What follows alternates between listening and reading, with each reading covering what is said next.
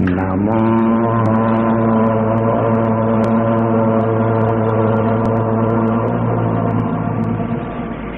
Bhagavate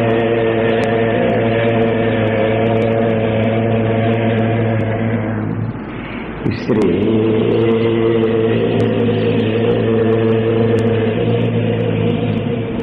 Ramana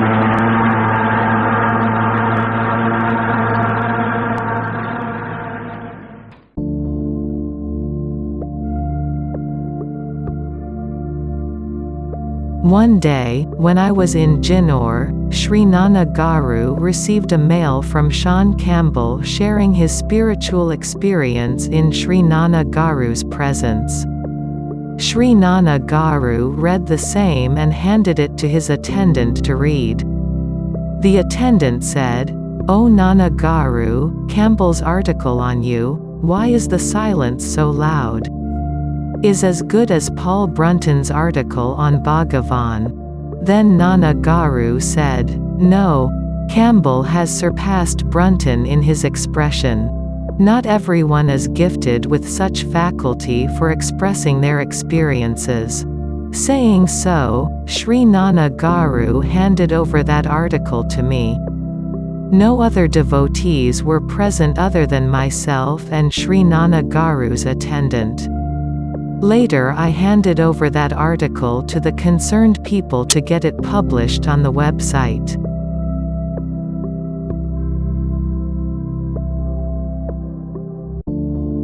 Satsang is being held on the roof, and we are late. Well, we aren't, actually. He is early, but the effect is the same. The roof is choked with hundreds of Indian women in bright saris sitting at the feet of a small man perched on an iron bed at the far end.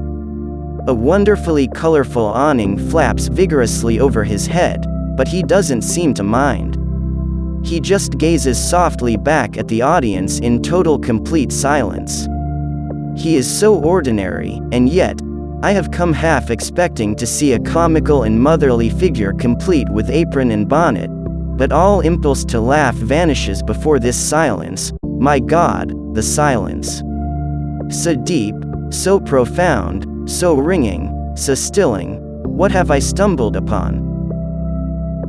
A man at the door motions us to join a small knot of Westerners sitting at the front by the bed, so we thread our way through the thickly packed bodies toward them.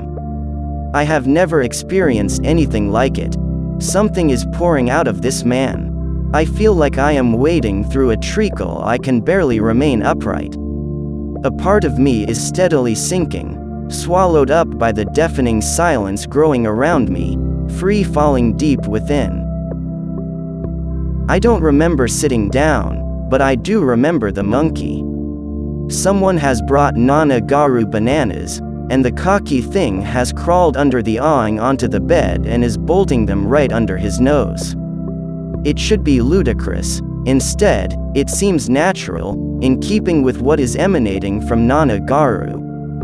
But I can't take it all in, my mind keeps going white. All I can do is stare transfixed as his deep, deep, liquid eyes pass slowly over everyone, lingering here, lingering there. They touch mine and look into me with a glance that goes on forever.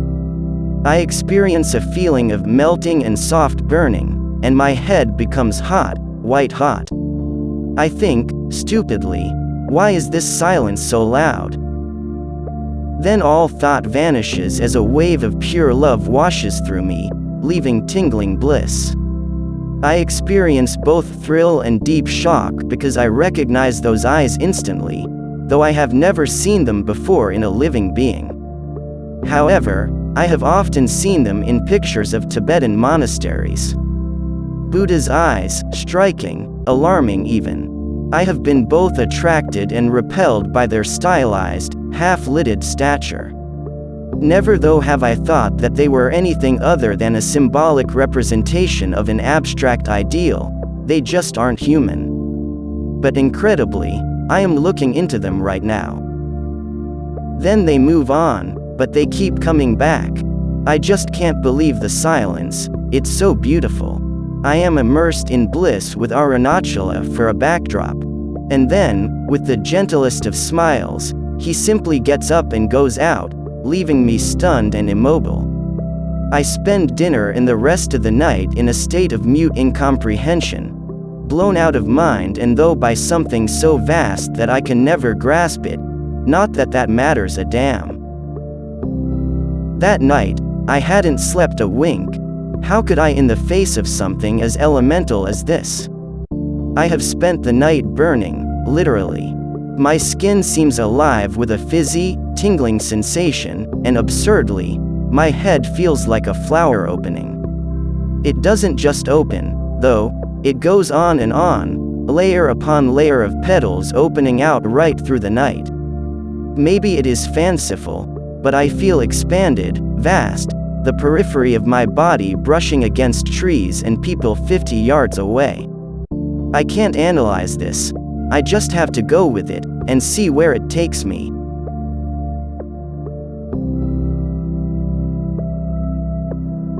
"8 a.m. finds me sitting scrunched up amid the same throng, perhaps 7 or 8 rows back from the front. Not as close as yesterday, but I don't care about that or anything. I haven't the presence of mind.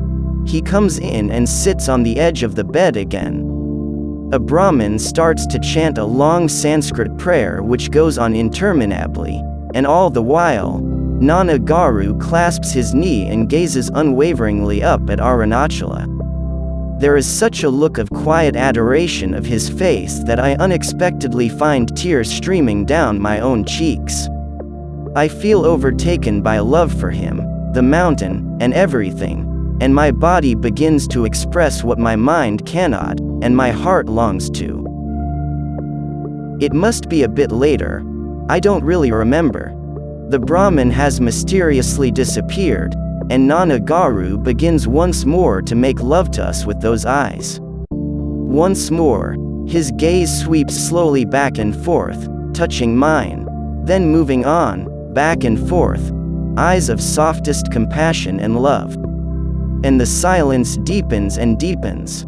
My awareness narrows to a tunnel focused only upon him. Somewhere else, there is a whole noisy, crowded world around me, but I am oblivious to all that now.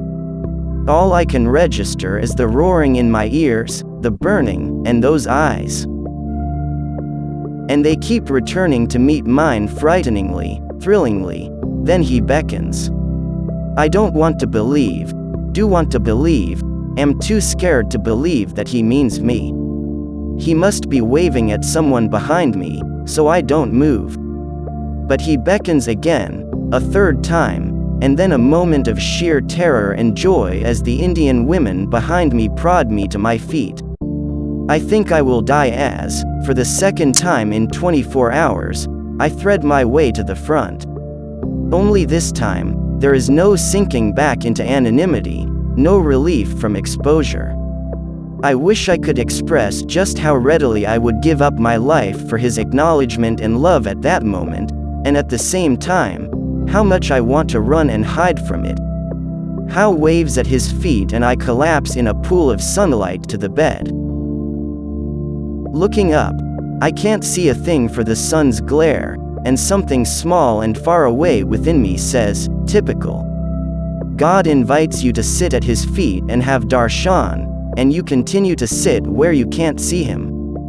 Perhaps, something similar occurs to Nana Garu because he chuckles and tells me to move to his right. I do so in a state of near automatism, bereft of any will of my own. If he asks me to stand on my head at this point, I'll try to. There then follows a gentle interrogation about my origin, work, and how often I've been to India, where I am staying. All the while, he strokes my hair, touches my forehead, and pats my arm with such simple love and tenderness that I feel like a lover, a child, and a disciple all in one. I feel so seen. 200 people are present, but such is the intimacy of the exchange that there might as well be none. There is a quality of totally directed love and gentle acceptance about this man that I have never encountered before. Completely at ease in his masculinity, he is also wholly feminine, and he draws a total trust from my heart that I didn't know was there. He seems to speak to all parts of my being in a wordless flow of knowing whilst those eyes of love pierce mine, scant inches away. Indescribable, ineffable. The experience is debased by trying to describe it. Never have I seen such beauty nor felt such inner peace and warmth. I have no awareness of time sitting there, closing my eyes when I become full, then opening them again for more, always to encounter his gaze looking into and through me.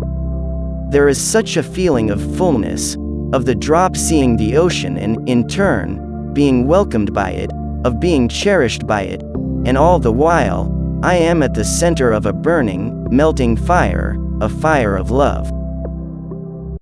This is a man who has realized through Ramana's grace, taught Ramana's way for many years, and honors Ramana above all other masters.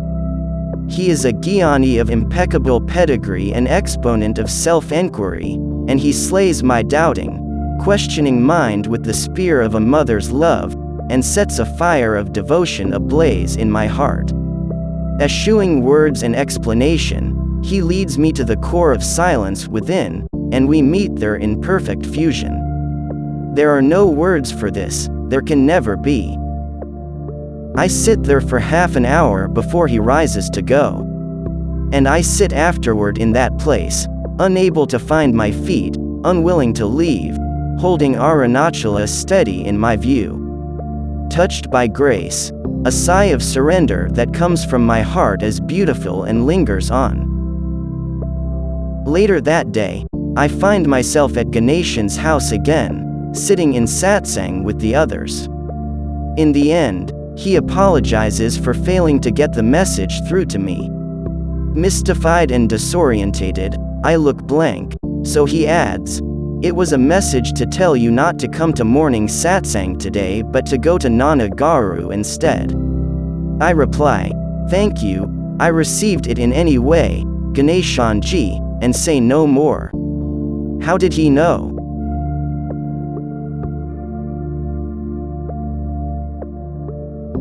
Now rest. All your efforts to be at peace are the only thing which disturbs your peace. Dust motes blown in the wind discuss and argue amongst themselves as to whether they go the right way or the wrong way, what is worth having, and how best to obtain it. Such are all your selfish concerns about what you believe to be your life. A king gives up his throne, queens and kingdom, goes on a royal quest to capture a handful of air, foolish, noble and futile. If you could just stop chasing the false coins of your imagination and let the breeze blow where it will, you would find that you are infinitely more precious, just now as you are, here. Rest now. All your efforts to be of value sunder you from your precious, priceless heart. Ram thanks Nana Garu for showing him this in silence. You wake me up from the trance of believing there is at me to sleep or be awakened. When the true eye is closed, it becomes I and sees others and the world. When the true eye of love and wisdom opens, I and the world are swallowed and dissolved. What's left of me, thanks you.